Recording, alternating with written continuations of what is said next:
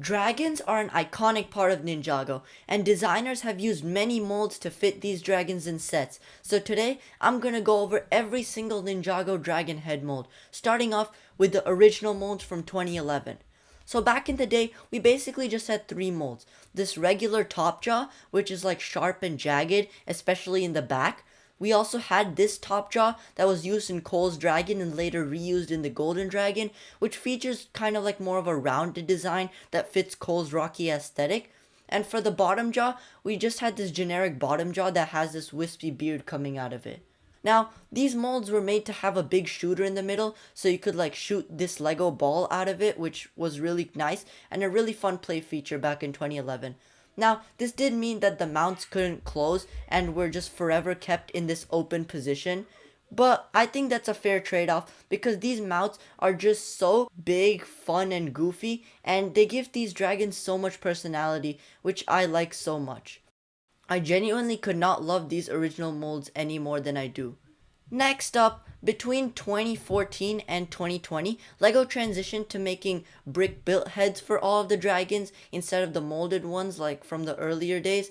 And I'm kind of mixed on these brick built heads. I think that some of them are really good, like Firstborn and the Skull Sorcerer's Dragons, but some of them are really, really bad in my opinion. And I was definitely really happy when in 2019, LEGO brought back the molded heads for Legacy. We basically got Legacy remakes for all three of the original molds with the Fire Dragon Legacy and the Golden Dragon Legacy.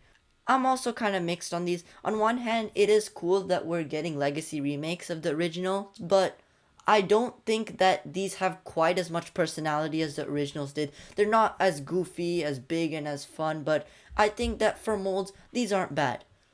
Next up, for Legacy, we also got the Overlord Dragon, which came with this cool spiky jaw piece that was later reused in the Jungle Dragon and Wojira. And this one's really nice and perfectly fits the Overlord in the show. However, for the 2021 Summer Wave, LEGO really took the molds up to 10, releasing these two molds on the Water Dragon. Now, these molds have been released in countless dragons, and we can still see these molds coming to this day, and for good reason. These molds represent dragons really well and allow you to get so many expressions out of these.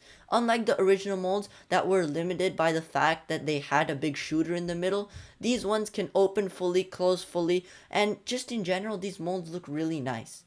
Next up, we had Ninjago Core, and Ninjago Core also introduced many cool new molds.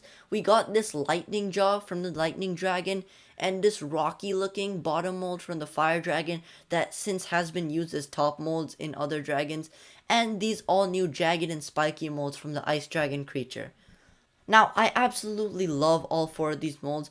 I think that for any scenario, you have the perfect mold, and just in general, these molds give so much personality to the dragons. Finally, from Dragons Rising, we got this bottom jaw that connects to bricks instead of clips, and we got this in a 4+ set, so that makes sense. Then we also have this upper jaw from Eagle that incorporates more of a rocky look in the front, which I really like. Some bonuses also include these two molds that we got in the Green Ninja Mech Dragon, and this mold that we got in the Young Dragon Ryu set.